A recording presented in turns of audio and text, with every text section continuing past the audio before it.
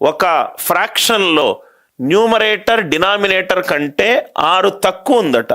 Numerator denominator కంటే 6 తక్కువ ఉందట. 6 తక్కువ లేదు. పనికి మాలిన క్వశ్చన్లో 2-3 సెకండ్లలో అయిపోతుంది.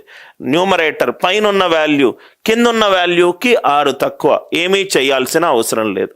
నవ్ ఇక్కడ చూడండి సార్, ఇంకెన్ని క్వశ్చన్లు ఉన్నాయి చూద్దాము. రైట్, సో ఆల్మోస్ట్ మనకు క్వశ్చన్స్ క్లారిటీ వచ్చి ఇది చూద్దాం సార్. ఇది మీకు ఎగ్జామినేషన్లో అడిగిన క్వశ్చన్. ఫస్ట్ క్వశ్చన్ చదువుతున్నాను, ఫస్ట్ క్వశ్చన్ అర్థం చేసుకోండి. ఇద్దరు ఉన్నారు సార్, రైట్, ఇద్దరు ఉన్నారు. నాతు అండ్ బుచ్కు అని ఇద్దరు ఉన్నారు. వీళ్ళిద్దరి మధ్యలో కొన్ని ఆరెంజ్లు ఉన్నాయి. వీడి దగ్గర కొన్ని ఆరెంజ్లు ఉన్నాయి, వీడి దగ్గర కొన్ని ఆరెంజ్లు ఉన్నాయి. వీడి దగ్గర ఒక స్టేట్మెంట్ చెప్తున్నాడు. ఏం చెప్తున్నాడు? నా దగ్గర ఉన్న 10 ఆరెంజ్లు నీకు ఇచ్చాను అనుకో, నా దగ్గర ఉన్న 10 ఆరెంజ్లు నీకు ఇస్తే రైట్, నాకు నీ దగ్గర ఉన్న ఆరెంజ్ల కంటే డబల్ వాల్యూ. నాతు అండ్ బుచ్కు అని ఇద్దరు ఉన్నారు. వీడితోటి అంటున్నాడు. ఏమంటున్నాడు? నా దగ్గర ఉన్న 10 ఆరెంజ్లు నీకు ఇచ్చిన తర్వాత నా దగ్గర ఉన్న ఆరెంజ్లు నీ దగ్గర ఉన్న ఆరెంజ్లకు డబల్ అన్నాడు. అంటే నాతు బుచ్కుకు ఒక లైన్ అన్నాడు. నేను నీకు 10 ఇచ్చాను అనుకో, ఇది 30 అవుతుంది, నా దగ్గర 40 అవుతుంది. నా దగ్గర ఉన్నాయి డబల్ అన్నాడు. డబల్ కాదు.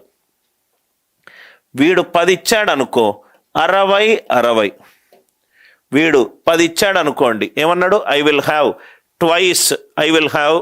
ట్వైస్ అంటే 10 వీడికి ఇచ్చాడు అనుకోండి, I will have twice the number of oranges left with you. So నేను నీకు 10 ఇచ్చిన తర్వాత వాడి దగ్గర 40, రైట్, నా దగ్గర 10 ఇచ్చిన తర్వాత 30. అండ్ అర్థమైపోయింది కదా సార్? నేను 10 ఇచ్చాను అనుకోండి, రైట్, ఏ ఈక్వేషన్ ఏది సాటిస్ఫై అవుతుందో మీరు చూసుకోండి. Are you all with me? సపోజ్గా నెక్స్ట్ బుచ్కు ఏమన్నాడు? నేను నీకు 10 ఇచ్చాను అనుకో, 20 నుంచి 10 అల్లిపోయినాయి అనుకోండి, వాడి దగ్గర 60, వీడి దగ్గర 10. ఆర్ యు ఆల్ విత్ మీ? సింపుల్గా 10 ఇక్కడ సబ్ట్రాక్ట్ చేయండి, ఇక్కడ యాడ్ చేయండి. ఆర్ ఏ కండిషన్ ఇచ్చినా ఇక్కడ సబ్ట్రాక్ట్ చేయండి, ఇక్కడ యాడ్ చేయండి.